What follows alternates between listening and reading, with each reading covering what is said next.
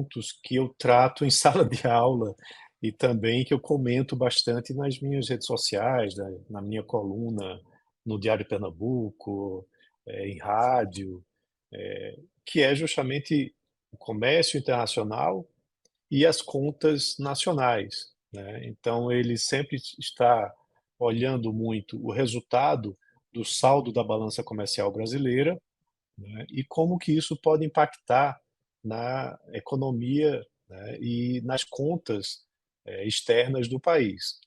Qual é a teoria, do Robin Brooks, né? Vale lembrar que ele já foi de FMI, né, e agora ele está à frente do IIF, né, que é o Instituto Internacional de Finanças, onde você tem aí várias instituições financeiras que são associadas a esse instituto. Um cara com muita bagagem, né, de Frankfurt, mas está lá em Washington. E ele diz que o Brasil vem se tornando cada vez mais uma potência do agronegócio exportador, né. Isso eu também acompanho de perto, eu defendo essa essa mesma conclusão. Isso é fruto de todo um desenvolvimento que aí independe de governo Lula, governo Bolsonaro, né. Isso foi construído ao longo de décadas, onde o papel da Embrapa realmente é um papel fundamental para que isso tenha se desenvolvido com uma forte expansão ali pelo centro-oeste, até pela região norte, pelo oeste, a região oeste do nordeste também, tem entrado nisso. E quando a gente vai olhar o saldo da balança comercial, ele vem muito forte, baseado em exportações do agro. Claro, tem também a parte de commodities minerais, commodities de combustíveis, que também impactam, né, mas a a soja, né, as diversas proteínas animais, vegetais, têm cada vez mais aumentado sua relevância.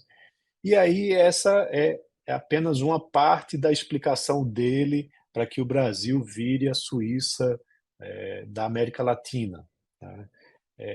O que ele argumenta é que nós somos uma economia emergente, né, e quando a gente vai olhar as nossas transações correntes, que aí você está somando o saldo da balança comercial, mas também a parte de serviços e renda, né, ou seja, serviços de dívida e renda, né, que é basicamente a remessa de lucros para fora do país, o Brasil, como economia emergente, é muito deficitária, tá. Então isso termina dificultando muito, o desenvolvimento da economia. Fica dependendo muito de investimento estrangeiro direto para que a conta do balanço pagamento salde, né, tenha um balanço zero, e a economia possa crescer.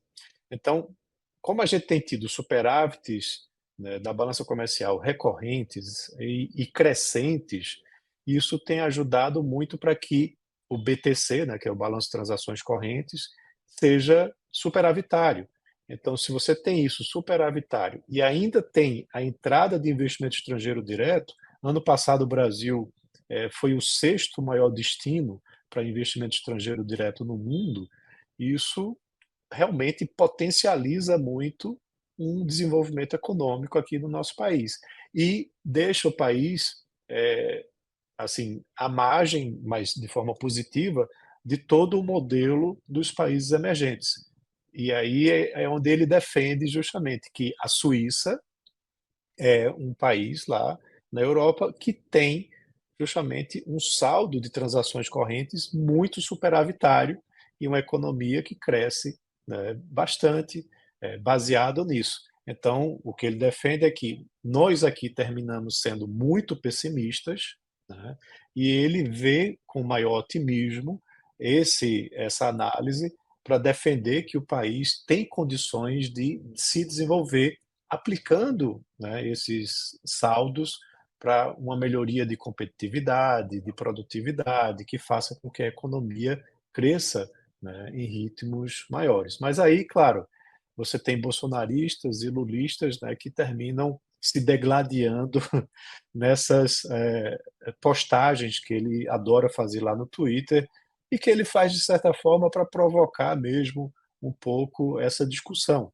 né, afinal, rede social, né, o engajamento vem justamente dessa polarização.